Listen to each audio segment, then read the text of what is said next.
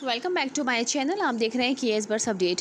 अच्छा देखिए, ऐसे सवालात जो कि ब्रीडिंग से ही रिलेटेड हैं और मेरे पास बार बार कमेंट्स आ रहे हैं, तो मैंने सोचा कि कमेंट का रिप्लाई करने से बेहतर है कि मैं ऐसे तमाम सवालों के जवाब जो है वो वीडियो में दे दूं, ठीक है, क्योंकि दूसरों को भी नॉलेज मिल सके। अच्छा, एक बात जो कि बार बार लोग पूछ रहे हैं कि अब ब्रीडिंग सीजन ख़त्म हो गया, ब्रीडिंग बॉक्स निकाल दिए जाएँ या अभी लगे रहने दें। देखिए, हम अपने सेटअप पर जो है वो मई के महीने में ब्रीडिंग बॉक्स निकालते हैं जब बिल्कुल एंड हो जाता है। वैसे तो अप्रैल में बिल्कुल एंड है, अगला महीना जो है वो लास्ट है बिल्कुल, उसके बाद जो है आपको फिर इंतज़ार करना पड़ेगा, ठीक है। मगर हम क्योंकि जो है हमारे पास ब्रीड बहुत सारे पेयर्स ऐसे हैं जो कि अप्रैल में जाके एग लेइंग करते हैं, ठीक है, तो इसलिए हमें बॉक्स लगाना पड़ता है क्योंकि फिर मई में हम उनके बच्चे निकालते हैं और जैसे ही हम बच्चे निकाल लेते हैं तो फ़ौरन से हम बॉक्स निकाल देते हैं। अगर आपके पेयर ने भी सेकंड या थर्ड कलच दे दिया है तो आप बिल्कुल बॉक्स निकाल दें, इसमें कोई हर्ज नहीं है।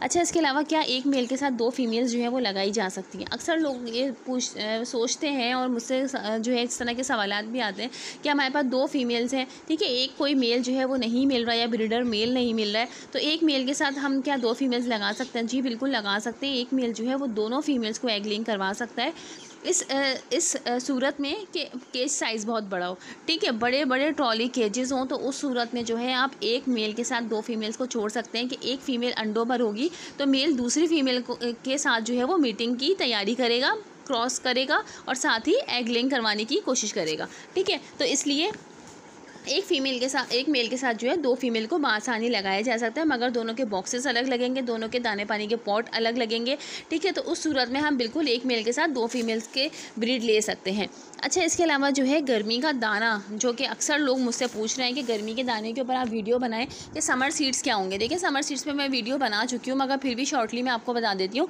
कि हमें जो चीज़ें चाहिए होंगी वो हम लो कॉस्ट में हम बनाएंगे, ठीक है। गर्मी का ये सीड्स जिसमें सनफ्लावर है, बाजरा है, इसके अलावा जो है पीली कंगनी है, भंग के बीज हैं, खुर्दम है, जई है, बस यही चीज़ें जो हैं काफ़ी हैं जो कि लो कॉस्ट में भी बनेंगी और गर्मी के हवाले से सही है, क्योंकि हम ज़्यादा सीड्स जो है बर्ड्स को ना ही दें तो ज़्यादा बेहतर है।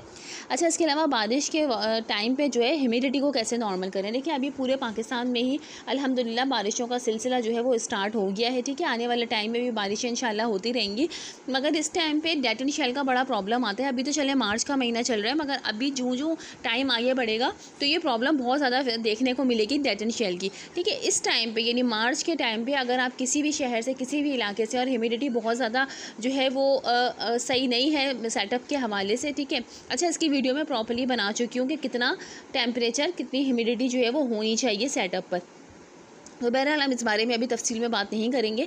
तो ह्यूमिडिटी को नॉर्मल करने के लिए आप एग्जॉस्ट फ़ैन लगा सकते हैं, ठीक है। अभी जो महीना चल रहा है मार्च का, इस टाइम पर, ठीक है, आप एग्जॉस्ट फ़ैन लगा सकते हैं। साथ ही जो है आप पेडिस्ट्रा फ़ैन को अपोजिट करके यानी उल्टी साइड पे करके और एग्जॉस्ट फ़ैन की सूरत में भी हम इसको इस्तेमाल कर सकते हैं, तो भी ह्यूमिडिटी काफ़ी हद तक नॉर्मल हो जाएगी। इसके अलावा पिंजरों में जो कॉकरोच वगैरह आ जाते हैं, कीड़े वगैरह आ जाते हैं, क्योंकि बारिशों का भी टाइम जो है अब आइंदा आने वाले टाइम में भी स्टार्ट है और अभी भी हो रही हैं। देखिए, सबसे पहले आपको बताऊं कि अभी ब्रीडिंग सीजन चल रहा है, तो सबसे ज़्यादा जो है वो कॉकरोच का बड़ा मसला होता है, क्योंकि छोटे छोटे से कॉकरोच जो है वो बॉक्स में चले जाते हैं, ठीक है। उसमें बच्चे भी हैं तो उनकी स्किन पे इन्फेक्शन वगैरह हो जाता है, तो आप सिर्फ जो है कोपेक्स पाउडर का इस्तेमाल करें। इसके अलावा कोई भी आपने स्प्रे नहीं करना है, वो बर्ड्स को भी नुकसान करेगा, बच्चों को भी नुकसान करेगा, इसलिए अच्छे से सफाई रखें ताकि किसी भी तरह के कीड़े मकोड़े ना आए, ठीक है। और साथ ही जो है आप कोपेक्स पाउडर जो है वो चारों तरफ छिड़क सकते हैं, इवन कि आप ट्रे वगैरह में भी डाल सकते हैं, ठीक है। अच्छा, इसके अलावा जो है जो बेबी सेल्फ पर आ गए हैं रिंग नेक या अलेक्जेंड्राइन के, तो उनको कौन से ऐसा फूड दिया जाए जिससे ग्रोथ उनकी अच्छी हो? देखिए, अगर बेबीज़ आपके सेल्फ पर आ चुके हैं और फीड से हटकर अगर हम बात करें तो आप अपने बर्ड्स को भुट्टा दें, ठीक है। भुट्टा जो है वो काफ़ी ज़्यादा फ़ायदेमंद होता है, काफ़ी ज़्यादा जानदार होता है, जो कि बर्ड्स के जो है काफ़ी अच्छी ग्रोथ करेगा। साथ ही जो है आप गंदम दे सकते हैं, ठीक है, भीगी हुई गंदम जो है वो उसको दिया जा सकता है अच्छे से वॉश करने के बाद। मुख्तलिफ़ किस्म की आप दालें दे सकते हैं, सॉफ्ट फूड दे सकते हैं, मगर भुट्टे का इस्तेमाल आप लाजमी करें, इससे बर्ड्स जो है काफ़ी अच्छी यानी बेबीज़ की काफ़ी अच्छी ग्रोथ रहेगी। और लास्ट क्वेश्चन जो कि अक्सर ही समझे आपके लोग पूछते हैं बिल्कुल जाते हुए सीज़न में कि क्या कोई फार्मूला दिया जा सकता है?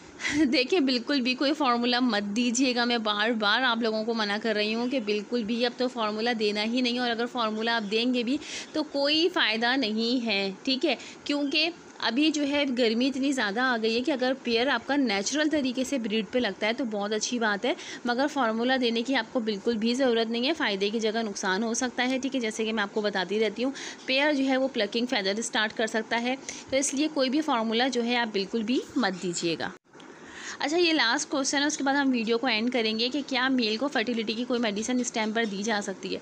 देखिए, सीज़न तो वैसे भी ख़त्म हो गया, अगर हम जैसे फर्टिवेट वगैरह की बात करें, ठीक है, तो उसमें जो है हम 21 डेज़ देते हैं, ठीक है, क्योंकि थोड़ा सा टाइम तो लगता है, इसका पूरा प्रोसेस होता है, पूरा कोर्स होता है। तो फर्टिलिटी की मेडिसिन देने के लिए अभी टाइम बिल्कुल भी नहीं है, ठीक है। अगर आपका पेयर बार बार एग्स अनफर्टाइल कर रहा है तो उसकी भी मैं सेपरेट वीडियो बना दूंगी, अगर आप लोगों की रिक्वेस्ट होगी। मगर अभी इस टाइम पे कोई फ़ायदा नहीं है आपको कोई भी अनफर्टिलिटी की मेडिसिन देने का, क्योंकि अगर हम 21 दिन तक भी अगर कोर्स करवाएंगे तो तब भी जो है, अभी मार्च का बिल्कुल एंड है, तो अप्रैल तक जो है वो जो है ये मेडिसिन चलेगी, जिसकी ब्रीडिंग सीज़न तो वैसे भी ख़त्म हो जाएगा। तो अभी कोई भी आप फर्टिलिटी वगैरह की मेडिसिन ना दें, ठीक है। बॉक्स लगा रहने दें, अगर पेयर ने आपके नेचुरल तरीके से ब्रीड कर ली तो बहुत अच्छी बात है, वरना आप लोग थोड़ा और रुक कर जो है वो बिल्कुल अप्रैल के एंड में जो है वो बॉक्स बिल्कुल आप लोग निकाल दीजिएगा, ठीक है। तो आज की वीडियो मेरी यही थी, उम्मीद है पसंद आई होगी, कुछ ना कुछ आपने सीखा होगा मेरी इस वीडियो से।